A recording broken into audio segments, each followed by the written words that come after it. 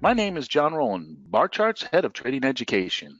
Welcome back to another episode of Rowland's Trading Roundup, where you can better learn about the features and tools that Bar Chart has to offer. If you're new here, hit the subscribe button to get alerted anytime we upload a new video. Before we jump in, please take a moment to pause the video and read this important disclaimer in full. Any decision to buy, sell, hold, or trade any investment involves risk and are best made on the advice of a qualified financial professional. When we look at the different types of traders, there's many styles as there are traders or investors, and each has unique goals, time frames, rules, and different traded markets. But those who tend to be successful or pass the test of time have common traits that adhere to their success. Observationalists. All successful traders have this skill. Yes, I actually looked this up. This is an actual English word. But what does this mean? All of these traders have the skill to look at the world, markets around them, and to make these connections, connecting the dots to help them find new trends and trading opportunities. What I call correlations and causations, right? Making those connections. So for us as traders, let's start small. Let's keep it simple. Let's look at and watch the patterns of human behavior that are around us. What are your consumption habits? What trends are you reacting to? You know, I'm going to go to Costco. I was at Costco a few weeks ago. I was watching folks and seeing what they were putting in their shopping carts. And I was standing by the frozen food section.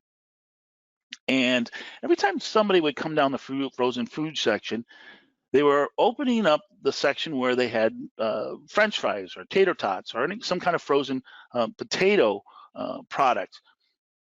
And I was kind of thinking that maybe inflation is starting to have an effect on folks' groceries, their budget, and that they were looking to substitute foods that were cheaper, potatoes. So I did a little work, a little homework. I went and looked at different potato manufacturing companies. So they're selling frozen potatoes. Now there's some of those larger ones you probably think of like Ore-Ida and these conglomerates. But I found this stock, this one, LW. And I was looking at this chart and I was thinking about how I trade, the things that I want to look for. And I really like this chart. First of all, this stock has been in a dominant downtrend for a long period of time, but at the bottom of this trend, we see a nice V bottom, change in direction, very hard change in direction. And not only did we get a V bottom, but that V bottom led to a trend line break, a break above our trend line. And that trend line break was confirmed as price broke out of an area of resistance, this 59.60 level, a breakout move. And this is how I like to look for trading opportunities. I saw a trend, I looked for the markets that relate to that trend, and I found a chart that fits my trading philosophy. And so I took this breakout trade at 59.60. And the market is now rewarding me. So I'm up about 8% on this trade in only about 2 weeks' time.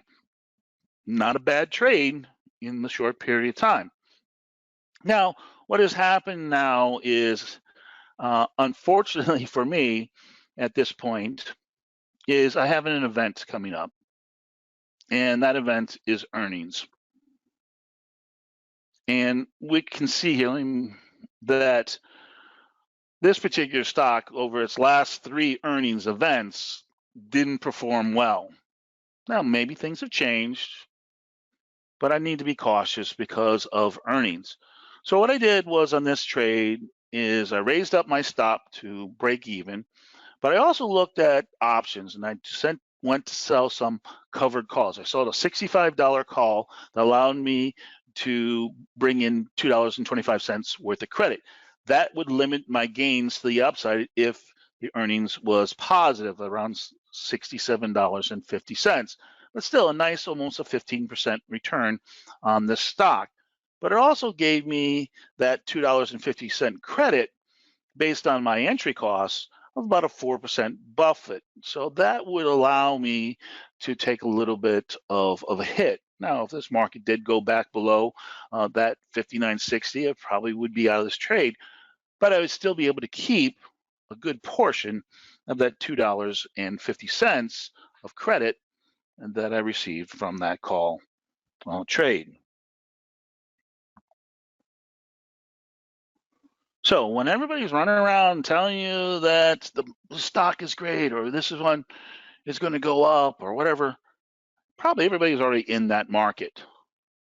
And so what really William O'Neill is really telling us here is think independently, find your own ideas, find your own trends, make your own decisions. Don't follow the crowd.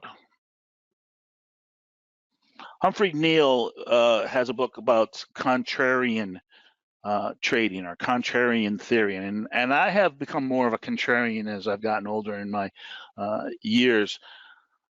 But I love this statement: public is often right during trends. Trends your friend till the bend at the end, right? And that's when the public is wrong, or they are wrong at the ends. But a lot of times these ends are also trading opportunities for those who are swift and are decisive and find their own trading ideas. And then this quote, which I love, is from Peter Lynch, one of the founders of Fidelity. Invest in what you know. Trade what you see. Trade what you know. Trade your own personal habits. Trade in the stocks that you believe in, that you use in your everyday. And this definitely is one of the mantras that I've used in my life, and it seems to have been pretty successful. I hope this video was informative. If you enjoyed today's content, make sure you subscribe to our channel and give this video a thumbs up. Until next time, the good of all trading.